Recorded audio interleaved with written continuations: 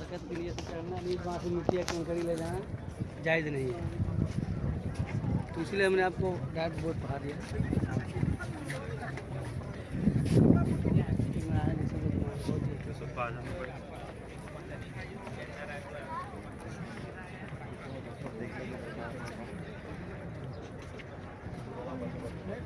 क्या रौनक है भाई मदीना में। और जंगल रुमात पर बरकत की नीयत से चढ़ना, नीचे वहाँ से मिट्टी 40-45 डिग्री धूप है, फिर भी देखो पब्लिक, माशाल्लाह क्या नज़ारा है, माशाल्लाह।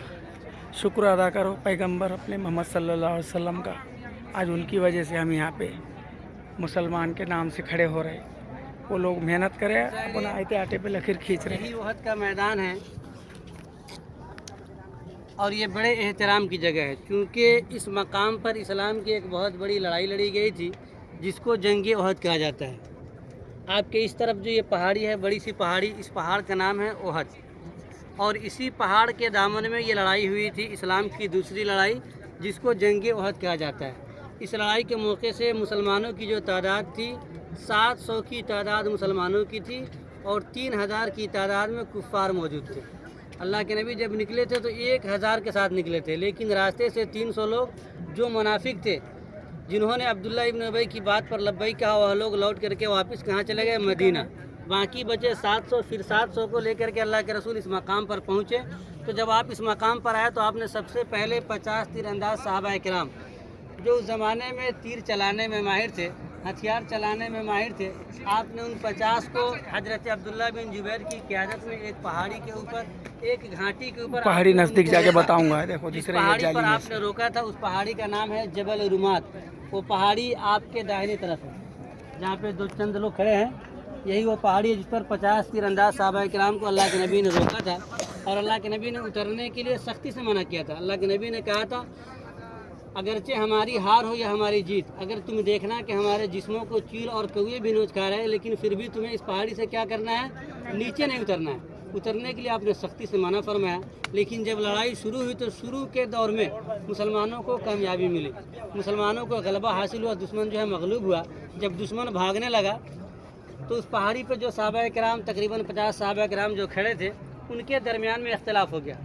यानी उनके दरमियान में इख्तलाफ ये हुआ कि चंद सहाबा किराम की राय ये हुई कि हमें पहाड़ी से उतर करके माले गनीमत जमा करनी चाहिए, और चंद सहाबा किराम ने कहा कि अल्लाह के नबी ने हमें उतरने के लिए सख्ती से मना फरमाया है, तो हम पहाड़ी से नीचे नहीं उतरेंगे। लेकिन जो सहाबा किराम उतरने के कायल थे, उन लोगों ने कहा कि अल्लाह के नबी के कहने का मकसद ये भी तो हो सकता था कि जब तक लड़ाई जारी हो तुम पहाड़ी से नीचे नहीं उतरना, लेकिन जब लड़ाई ख़त्म हो जाए तो तुम पहाड़ी से उतर जाना।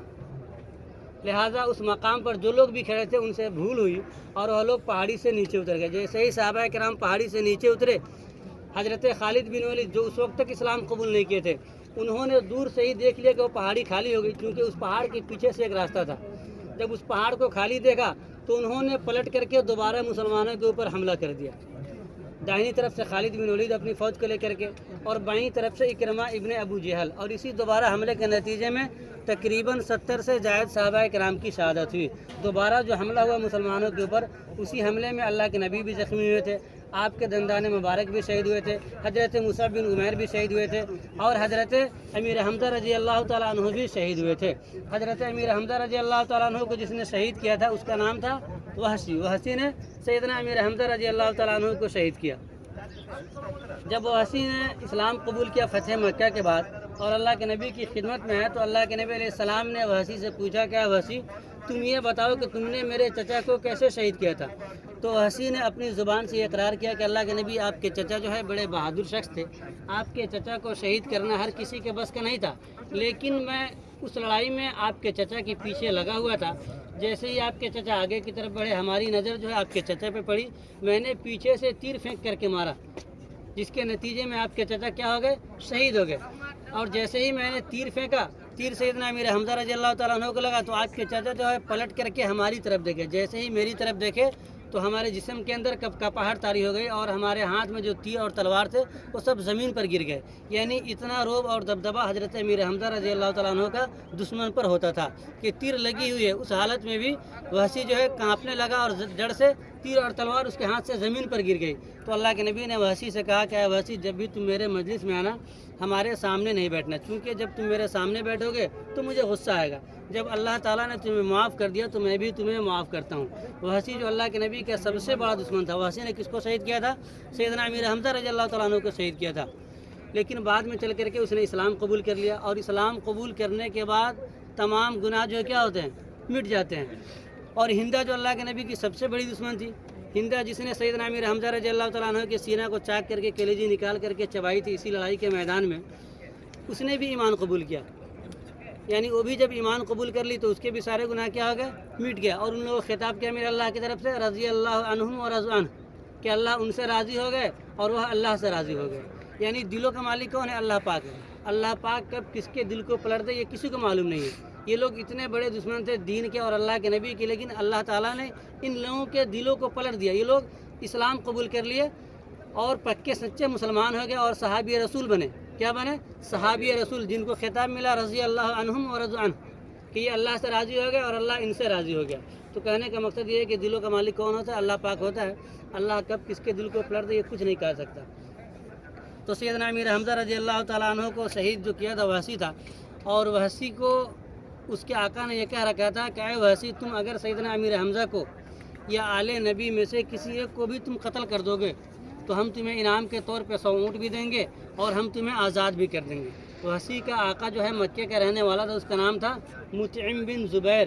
مطعم بن زبیر نے وحشی سے یہ کہہ کر کے بھیجا تھا، اور ساتھ میں ہندا نے یہ کہا تھا کہ تم اگر حمزہ کو یا علی کو یا کسی ایک کو اگر تم قتل کر دو گے تو ہم تمہیں انعام کے طور پہ بہت سارے ہیرے اور جواہرات کے انعام سے نوازیں گے. اور اللہ کے نبی بھی زخمی ہوئے تھے اس لڑائی کے موقع سے. اللہ کے نبی جب زخمی ہوئے تھے تو آرام کے واسطے یہ جب احد کی پہاڑی جو ہے نا، اسی پہاڑ کی طرف آپ گئے تھے. جب آپ اس پہاڑ کے قریب پہنچے تو اس پہاڑ نے آپ کو اپنے گود میں جگہ دی جہاں پر آپ نے آرام فرمایا.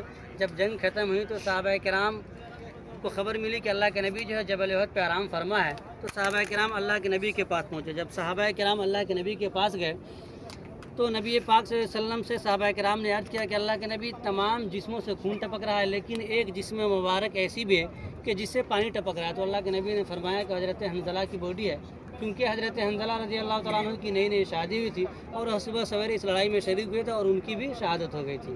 پھر اس کے بعد اللہ کے نبی نے صحابہ کرام سے مخاطب ہو کر کے پوچھا کہ میں تمام لوگوں کو دیکھ رہا ہوں لیکن میں اپنے چچا کو نہیں دیکھ رہا ہوں. تو کسی نے عرض کیا کہ اللہ کے نبی آپ کے چچا کی شہادت ہو گئی. جب آپ نے اپنے چچا کی شہادت کی خبر سنی تو پھر آپ وہاں سے اپنے چچا کے پاس آئے. جب آپ نے آ کر کے اپنے چچا کی حالت دیکھی کہ آپ کے چچا کے ہاتھ پیر کی انگلیاں کاٹ لی گئی تھی، یہاں تک کہ سینہ چاک کر دیا گیا تھا، آنکھ نکال لی گئی تھی، کان کاٹا گیا تھا، تو آپ کے آنکھوں سے آنسو ٹپکنے لگے. پھر اس کے بعد آپ نے سب کو کفن اور دفن کا انتظام کیا. تو روایتوں میں آتا ہے کہ آپ نے اپنے چچا کی نماز جنازہ 70 مرتبہ پڑھی ہے. تو اس طریقے سے کہ آپ نے سب سے پہلے اپنے سامنے چچا کو رکھا، اس کے بعد جنازہ آتا گیا. آپ نے تمام شہداء کی نماز جنازہ ادا کی اور سب کو تدفین کیا، اور سب سے آخر میں آپ نے اپنے چچا کو تدفین فرمایا. اس طریقے سے کتنی مرتبہ ہوئی؟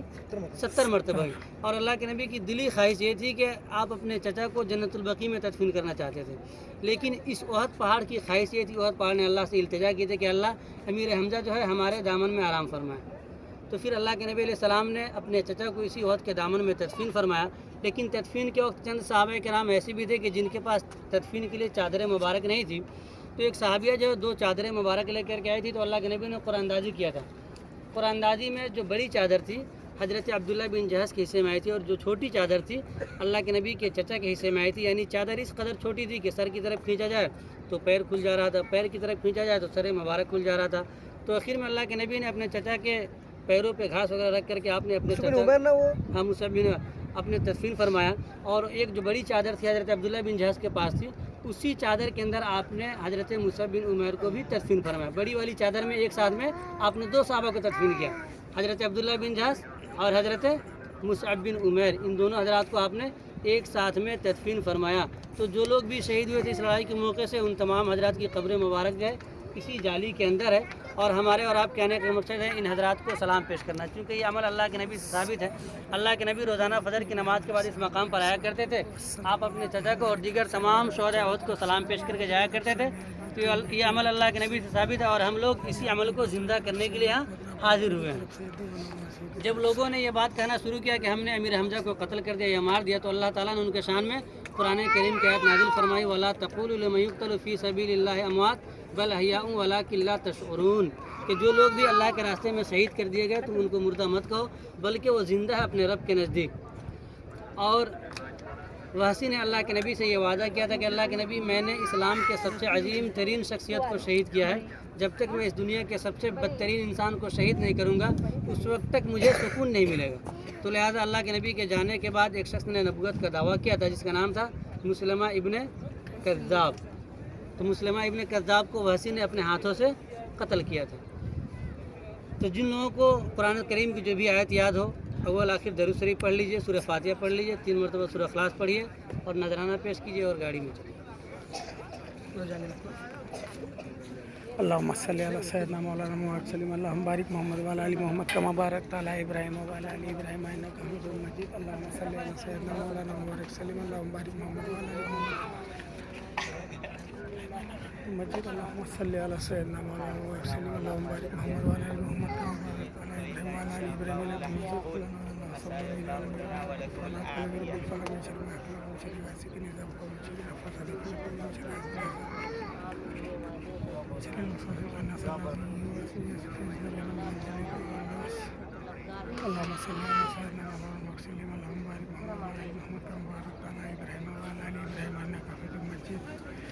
मैं हमारे सभी ख्वाहिशमंद भाइयों की तरफ से सलाम पेश करता हूँ इन 70 शहदाओं को।